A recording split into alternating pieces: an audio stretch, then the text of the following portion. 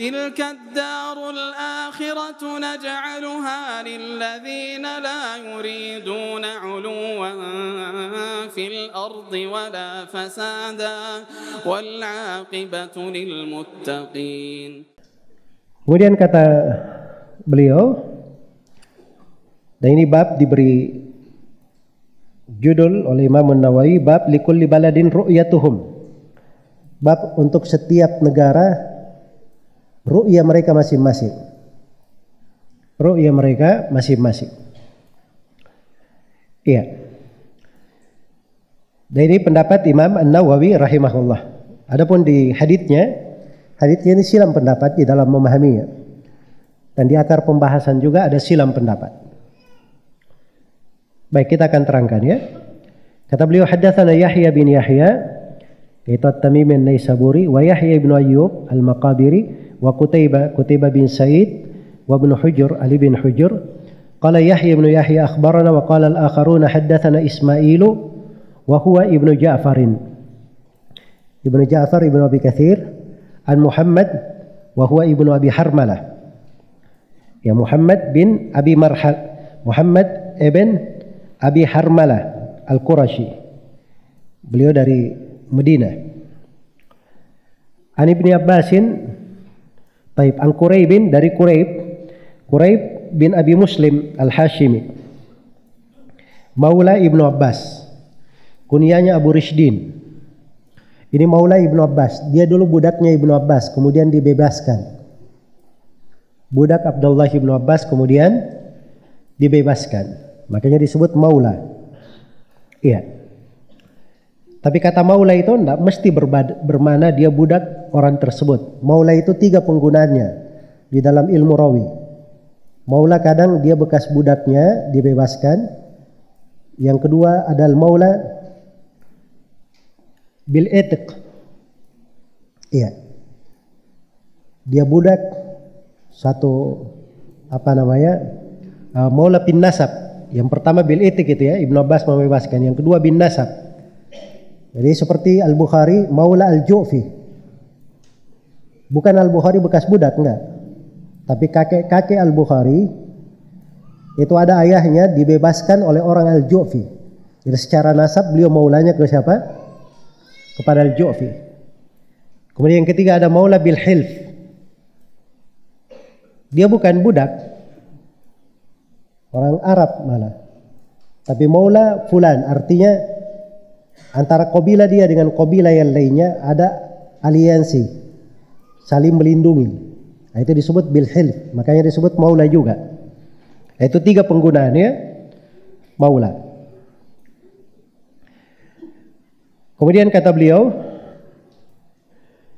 anna Ummul Fadl bint Al-Harith ba'athathu ila Muawiyah bisyam. Sungguhnya Ummul Fadl bintul Harith pernah mengutus Quraib.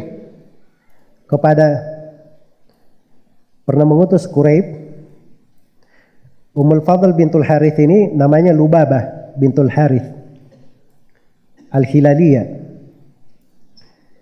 Ya, dia ini adalah saudara perempuan dari Maimunah, ibu kaum mukminin, istri Rasulullah sallallahu alaihi wasallam. Maimunah bintul Harith, dia punya saudara perempuan namanya siapa? Ummul Fadl ini, Lubabah. Iya. Baik. Dan beliau ini menikah dengan Al-Abbas bin Abdul Muttalib. Jadi hubungannya dengan Ibnu Abbas tentunya erat. Dan Quraib ini maulai Ibnu Abbas, makanya dia diutus oleh Ummul Fadl karena ada hubungan keluarga. Baik. Jadi Ummul Fadl ini mengutus Quraib untuk sebuah keperluan kepada Muawiyah, yaitu Muawiyah bin Abi Sufyan Abu Abdurrahman, sahabat anak sahabat radhiyallahu anhuma. Iya. Beliau digelar sebagai Katibul Wahyi, penulis wahyu. Dan sebagian ulama menggelari Muawiyah sebagai khalul mukminin, sebagai khalu al-mukminin, pamannya kaum mukminin. Sebab saudara beliau itu nikah dengan Rasulullah sallallahu alaihi wasallam. Makanya beliau digelari sebagai khalu al-mukminin. Banyak keutamaan Muawiyah radhiyallahu taala anhu, termasuk Nabi sallallahu alaihi wasallam menjelaskan keutamaan tentang pasukan yang paling pertama berperang menyeberangi lautan. Dan itu adalah dengan dipimpin oleh Muawiyah. Terjadi pertama kali dipimpin oleh Muawiyah radhiyallahu taala anhu. Dan Muawiyah ini punya keluasan di dalam pemahaman, di dalam akal dan kebijaksanaan. Makanya 30 tahun beliau menjadi khalifah. 30 tahun lebih menjadi khalifah karena keahliannya di dalam mengatur negara. Ya, kalau ada yang berkata, andai kata ada sebuah kota yang pintu masuknya cuma satu pintu, maka disebut beberapa orang nama sahabat, salah satunya Muawiyah, bahwa mereka ini bisa masuk dari pintu itu bolak-balik, tidak ada yang menghalanginya. Karena keahliannya di dalam bicara, keahliannya di dalam berargumen dan sebagainya. Jadi bisa bolak-balik masuk pintu itu, tidak ada yang menghalanginya. Nah, itu keahlian namanya. Dan Muawiyah ini punya fikih dan keahlian luar biasa kalau orang membaca sirahnya. Makanya pernah ada seorang yang masuk ke Muawiyah ingin mengingkari sebagian hal yang dilakukan oleh Muawiyah. Maka Muawiyah bercerita apa yang dia lakukan, hal yang dia ingkari itu. Dia terangkan apa alasannya. Sampai orang tersebut, imam ini yang mengingkari ini sadar bahwa Muawiyah benar. Maka dia pun kembali. Iya. Dia pun kembali. Karena memang ada sebagian perbuatan dari kepala negara dilihat oleh orang umum itu nggak bagus di pandangan orang umum. Tapi kalau di sudut syar'i dia benar. Mungkin ada hal yang kita tidak ketahui. Jelas ya? Nah, itu urusan negara seperti itu. Kalau sekarang ini repot ya. Semuanya mau menjadi penilai kepala negara. Iya. Bisa berkomentar. Bisa berkomentar. Ini termasuk kekeliruan. Jadi pernah di masa Muawiyah ada seorang yang melarikan diri dari wilayah gubernur, dia pergi ke wilayah Muawiyah radhiyallahu taala anhu. Maka gubernur ini tulis surat kepada Muawiyah untuk mengembalikan orang itu. Kata Muawiyah radhiyallahu taala anhu, itu kalimat paling bijaksana. Kata Muawiyah, tidak cocok kita mengatur manusia itu dengan satu bentuk siasat saja, dengan satu metode politik saja. Tidak cocok. Kalau kamu ada tegas, maka harus diimbangi dengan saya lembut. Kalau saya tegas, kamu lembut. Nah, itu baru seimbang. Nah, ini fikih keseimbangan ini dari pembahasan politik syar'i. Politik syar'i. Jelas ya? Nah, itu ada buku-bukunya, ada fikihnya. Nah, itu tidak sembarangan berbicara di dalam hal tersebut, masuk dalam hal itu. Di antara para ulama saya, tidak semua ulama dia menguasai bidang itu. Dia menguasai bidang tersebut. Nah, itu ada fikihnya. Baik. Ini supaya antum tahu ya bahwa ilmu itu berjenjang, bertingkat-tingkat. Subhanallah. Jadi diutus ke Muawiyah bisyam. Waktu itu Muawiyah, dan ini mungkin di masa pemerintahan Utsman bin Affan. Sebab Muawiyah radhiyallahu taala anhuma, beliau menjadi gubernur Syam di masa pemerintahan Utsman bin Affan. Diutus ke Syam, ke Muawiyah. Kata beliau, qala faqadimtu asy-Syama faqadaitu hajataha wastuhilla alayya Ramadan wa ana bisyam. Faraitul hilala lailatal Jum'ah. Iya. Kata Quraib, saya pun tiba di Syam. Saya tunaikan hajat Ummul Fadl sebab dia diutus ke Syam. Dan masuk terlihat hilal bulan Ramadan di Syam. Dan saya waktu itu di Syam, kata Quraib, masih di Syam. Saya melihatnya pada malam Jumat. Thumma qadimtul Madinah fi akhir syahr. Kemudian saya tiba di kota Madinah di akhir bulan.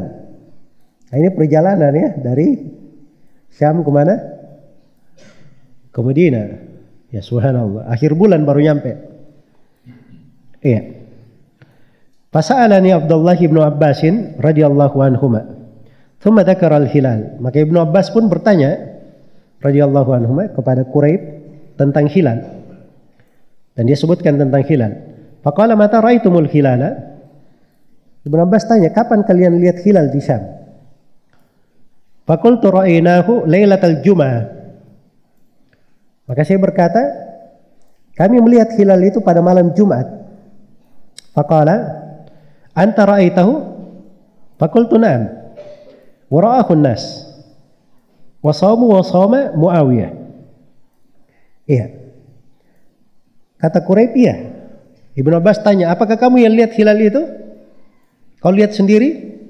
Kata Quraib, iya, saya melihatnya sendiri dan orang-orang juga melihatnya. Muawiyah berpuasa, manusia semua berpuasa dan Muawiyah berpuasa. Artinya gubernurnya menyetujui. Ini lihat bahasanya para sahabat ya. Dia pakai bahasa syar'i. Sebab yang menentukan itu gubernur. Ya, Muawiyah dia sebut. Jelas ya? Dan standarnya melihat hilal. Bukan ditanya oleh Ibnu Abbas, kamu hitung-hitung hilal? Ya.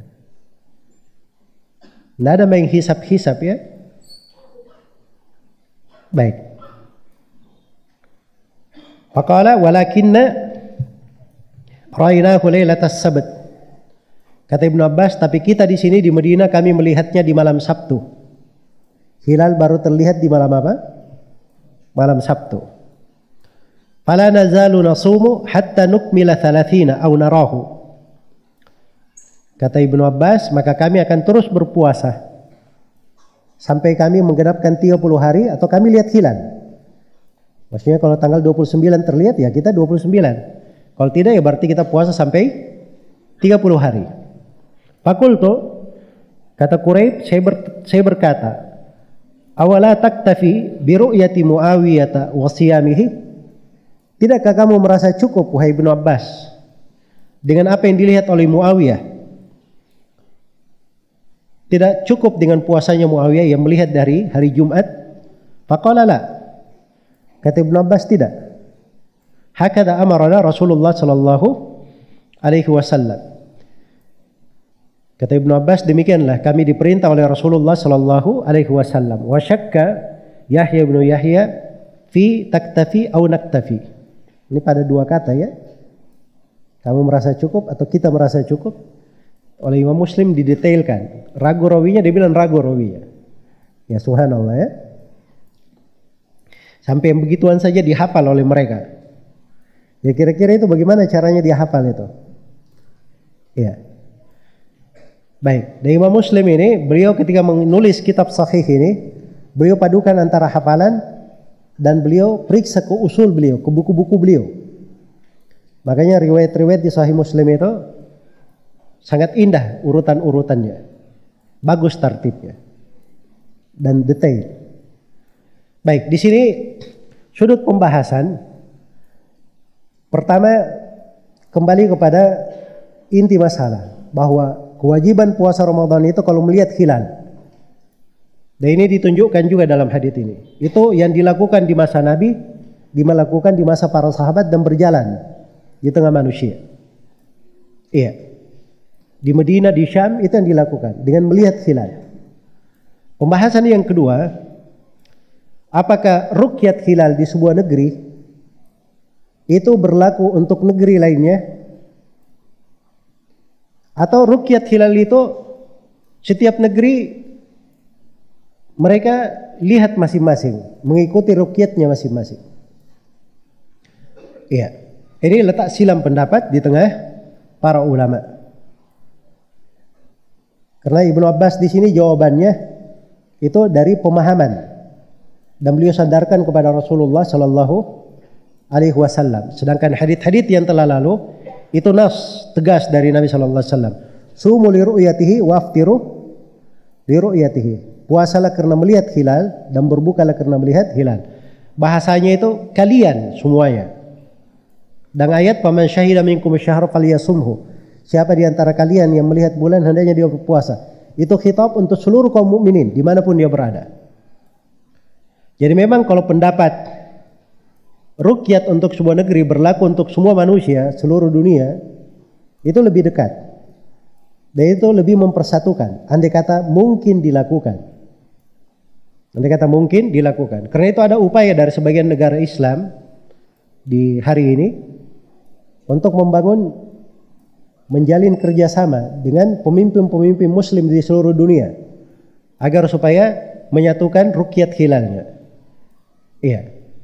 Ada yang pernah berucap seperti itu dari beberapa negeri Islam.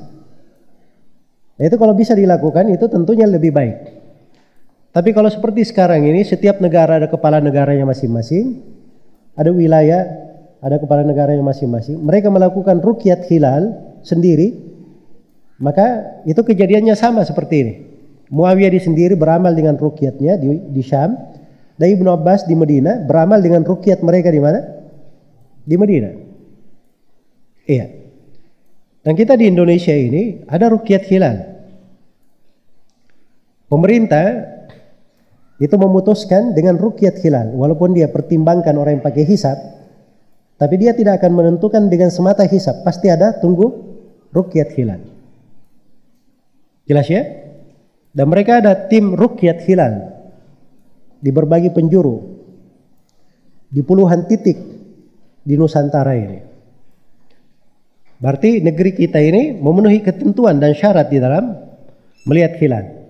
Karena itu kalau pemerintah memutuskan puasa atas dasar metode ruqyat yang mereka pakai, itu adalah hal yang dipegang, sandaran yang dipegang. Jangan keluar darinya. Jangan keluar darinya. Baik, jadi itu kesimpulannya di dalam pembahasan ini.